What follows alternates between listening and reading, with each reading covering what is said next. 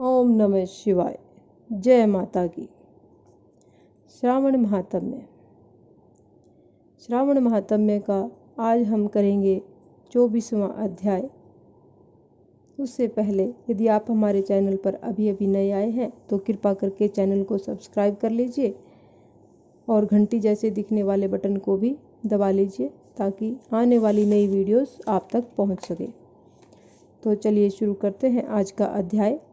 आज का अध्याय है 24वां अध्याय, जिसमें श्री कृष्ण अवतार तथा राजा महासेन कथा के बारे में बखान किया गया है। भगवान शंकर सनत कुमार जी से बोले, हे महर्षि, पूर्व कल्पों में दैत्यों के अत्याचारों से पीड़ित होकर पृथ्वी ब्रह्मा जी के पास गई। पृथ्वी की व्यथा कथा सुनकर पृथ्वी के उद्धार के लिए ब्रह्मा जी देवताओं के साथ पृथ्वी को लेकर क्षीर सागर में विष्णु जी के पास गए। ब्रह्मा जी के मुख से पृथ्वी की कथा सुनकर भगवान श्री हरि ने कहा, आप लोग डरो नहीं, मैं शीघ्र ही देवकी के गर्भ से अवतार लूंगा और पृथ्वी के सारे असुरों का विनाश कर पृथ्वी के कष्टों को दूर करूंगा।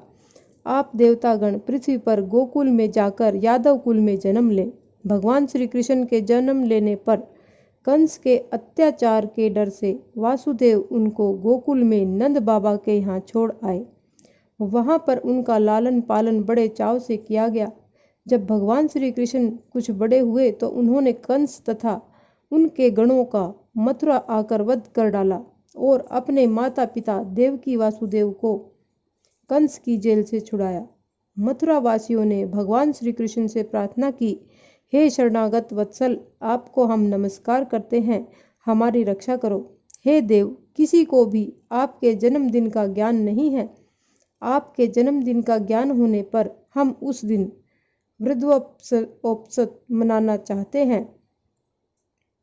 भगवान श्री कृष्ण ने उनकी भक्ति, श्रद्धा तथा आत्मीयता देखकर उनसे जन्म दिवस में होने वाले कार्य को कहा। उन मथुरा वासियों ने भगवान श्री कृष्ण का कथन सुनकर उसी विधान से व्रत किया। भगवान ने उन लोगों को अनेक वर प्रदान किए। हे सनत कुमार, इस संबंध में मैं तुम्हें एक प्राचीन कथा सुनाता हूँ। अंग देश के मित्रजित नाम का एक राजा था।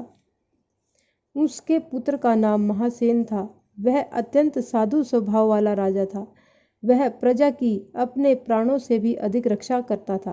प्रजा भी उस पर अपने प्राण छिड़कती थी, परंतु वह अचानक पाखंडियों के संपर्क में आ गया। जो राजा अपनी प्रजा को प्राणों से भी अधिक चाहता था, वही अब अधर्म के रास्ते पर चल पड़ा। वह वेद शास्त्र तथा पुराणों की निंदा करने लगा और वर्णाश्रम धर्म से द्वेष रखने लगा। हे तात, इस प्रकार बहुत समय बीत जाने पर उसकी मृत्यु हो गई। यमदूत उसे पाश में बांधकर यम के पास ले गए। यम ने उसे नरक में गिराकर बहुत समय तक यातना पहुंचाई। नरक की यातना भोगकर एक पिशाच योनि में गया। भूख प्यास से व्याकुल वह इधर उधर घूमता हुआ मारवाड़ में पहुंचा तथा एक वैश्य के शरीर में प्रवेश कर गया। वह वैश्य के साथ मथुरा नगरी में पहुंच गया। मथुरा के रक्षकों ने उसे वैश्य के शरीर से अलग कर दिया। वहां पर वह वनों तथा ऋषियों के आश्रमों में घूमता हुआ भगवान की कृपा से जन्माष्टमी के दिन ऋषियों तथा ब्राह्मणों द्वारा की जाने वाली महापूजा में शामिल हो गया। वह वहां रात भर जागता रहा और श्री हरि का कीर्तन करता रहा और उसका आनंद लेता रहा। वह भगवान की कृपा से उसी क्षण निष्पाप, पवित्र और स्वच्छ चरित्र का होकर प्रेत शरीर को छोड़कर विमान तथा विष्णुलोक में पहुंच गया। इस व्रत के प्रभाव से वह मोक्ष को प्राप्त हुआ।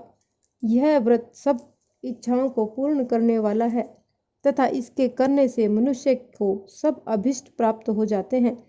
विद्वानों का कर्तव्य है कि वे श्री कृष्ण जन्म का विधान लिखकर इसका प्रचार व प्रसार करें। इस प्रकार श्रावण महात्म्य का 24वां अध्याय संपूर्ण होता है।